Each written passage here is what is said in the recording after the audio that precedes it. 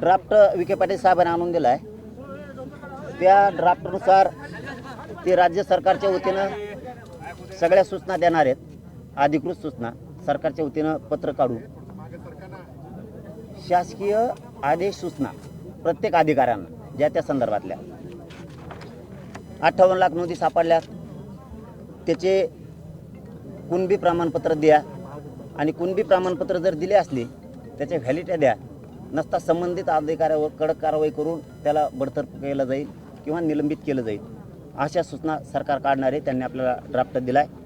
त्याच्यात त्यांनी सांगितलं तुम्ही एकदा ड्राफ्ट वाचा, आम्हाला सूचना काढायला सांगा, आम्ही लगेच काढतो. पण सूचना काढायला नाही येत म्हणून त्यांना सांगितलं मी उपोषण थांबवणार नाही. आमच्या दोघात आम्ही ते मान्य केलं एकमेकाला.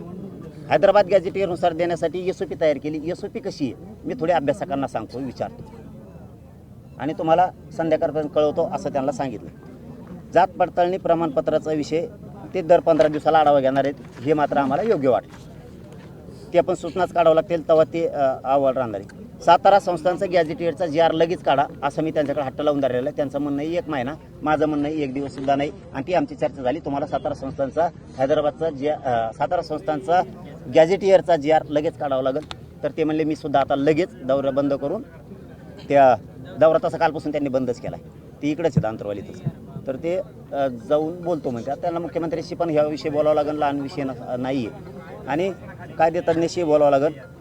ते बी सांगतोच म्हणले, करतोच म्हणलेत. आता करते नाही त्यांचा भाग, पण मी थांबणार नाही हे त्यांच्यावर निरोप दिला आहे. स्वतंत्र मराठा समाजासाठी मंत्रालय 1 महिन्याचा वेळ मागितला आहे. ही फक्त मुख्यमंत्र्यांनी घोषणा केली तर एका दिवसात होतं. 1 महिन्याच्या वेळाची त्याला गरजच नाही अजिबात, कारण ते समाजाच्या लेकराचं कल्याण होईल. बलिदान गेलेल्या कुटुंबाच्या पैशाचा विषय 15 दिवसात देऊन टाकून म्हणते ते ठीक आहे. ते पण पटलं आम्हाला. कुणबी प्रमाणपत्राच्या वितरित करण्याची कारवाईची दर 8 दिवसाला आढावा घेऊ म्हणते. जिल्हाधिकाऱ्याला हेल्पलाईन देऊ, ठीक आहे. ते पण चांगलंच.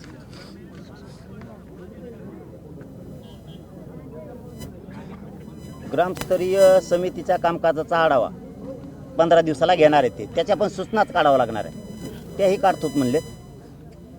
हे सगळेच काढतो म्हणलेत. काय अण्णासाहेब पाटील विकास महामंडळाचे पैसे बी देतो.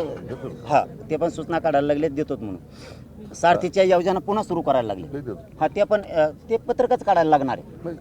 हां, ठीक आहे. ड्राफ्ट दिलाय आणि ते म्हणले मी काढतो, फक्त तुम्ही ओके म्हणून सांगा. तर मग ओके म्हणून सांगायचं असेल तर मला अभ्यासकांना पण विचारावं लागेल की हे ओके का.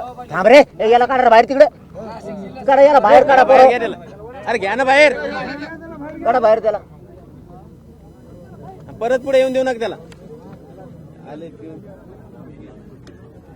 मला हे अभ्यासकांना विचारावं लागेल की हे योग्य का. आणि त्यांचंही तेच म्हणणं आहे तुम्ही फक्त ओके म्हणा, आम्ही सूचना काढून टाकतो सगळ्या शासन स्तरावर आणि प्रशासन स्तरावर दोन्हीवर पण.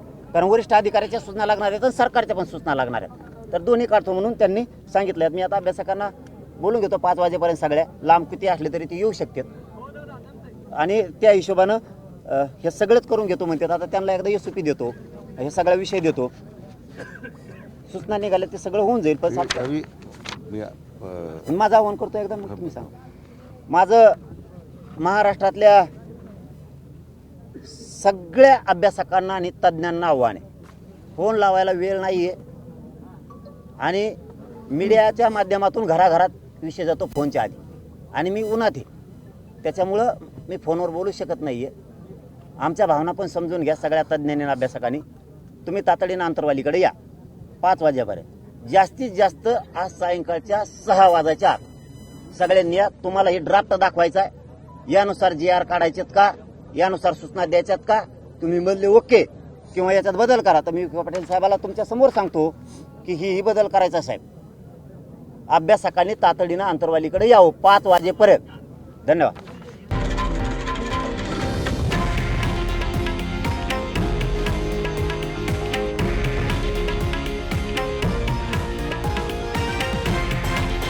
हे आहे देशातील नंबर 1 न्यूज नेटवर्क आणि आपण पाहत आहात TV9 मराठी, एकमेव.